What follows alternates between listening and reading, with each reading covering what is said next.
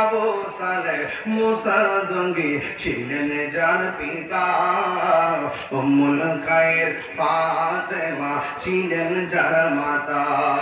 দুইজনে ছিলেন আল্লাহ নবীর প্রেমে মাতোয়ারা, দুইজনে ছিলেন মাতোয়ারা। যেজন গৌসুল আজম সেজন বাগদাদ ওয়ালা, যেজন গৌসুল আজম সেজন বাগদাদ ওয়ালা। একটা জবান বন্ধ রাখবেন না, আল্লাহর ওলিরা রওজাতে জিন্দা না মরা। ও বন্ধু বন্ধু বন্ধু রে, আল্লাহর ওলি হুজুর গৌসুল আজম আব্দুল কাদের জিলানী আলী হাসান ওয়াল হুসাইনি রাদিয়াল্লাহু তাআলা আনহুম, তিনি সাধারণ রিয়াজতের ওলি ছিল না, তিনি ছিল মাদারাজাত ওলি।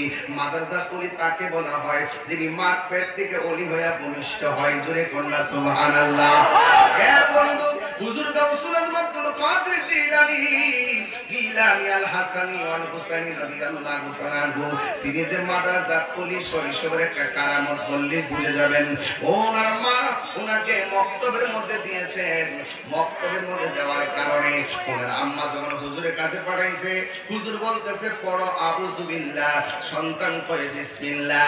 হুজুর বলে পড়ো আলিফ, সন্তান পড়ে বা। হুজুর বলে পড়ো আলহামদুলিল্লাহ, সন্তান পড়ে আলিফ লাম মিম। এবার হুজুর একটা বলে, সন্তান আরেকটা বলে। হুজুর ডাক দিয়ে বে আব্দুল কাদের, তোমার মা পাঠাইছে তোমাকে কোরআন শিক্ষা দেওয়ার জন্য, তুমি দিয়ে একটা বললে আরেকটা পড়ো। তোমার মা তোমার শিখাই আমার কাছে পাঠাইছে। আব্দুল কাদের জিলানী আল হাসানি ওয়াল হুসাইনি রাদিয়াল্লাহু তাআলা আনহুম বলতেছেন, না না, আমার আম্মা আমারে পড়াই নাই, আমি আম্মার কাছ থেকে শিখছি। এখানে কিন্তু একটা হিকমত আছে রে বাবা। উস্তাদ দৌড়াইয়া ছাত্রটাকে লইয়া মা দক্ষিণীর কাছে গেছে। যাওয়ার পরে বলে, ও সন্তানের আম্মা, ও আব্দুল কাদেরের মা, আপনার সন্তানকে আপনি কোরআন শিখাইয়া কেমনে আমার কাছে পাঠাইছেন পরীক্ষা করার জন্য। আব্দুল কাদের জিলানীর আম্মা জান বলেন, না না না না, আমি আমার সন্তানকে আমি পড়াই নাই। এবার উস্তাদের সামনে ছাত্র ডাক দিয়ে, হুজুর আমি কিন্তু বলেছি আমার আম্মা আমারে শিখাই নাই, আমি আম্মার কাছ থেকে শিখছি। ও আম্মা কিন্তু পড়াই নাই, আমি আম্মার কাছ থেকে শিখেছি। এই কথা বলার পরে এবার উস্তাদ ডাক দিয়ে, তোমার ব্যাপারটা বুঝলাম না। এবার আব্দুল কাদের জিলানী ডাক দিয়া বলে, ও হুজুর,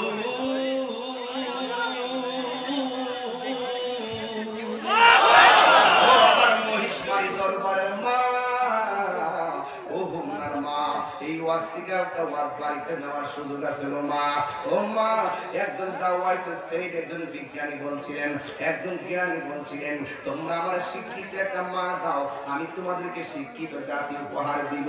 মাতৃকুলই হলো শিশুদের পাঠশালা। সন্তানকে শৈশব বেলা মা বেশি শিক্ষা দেওয়া লাগে।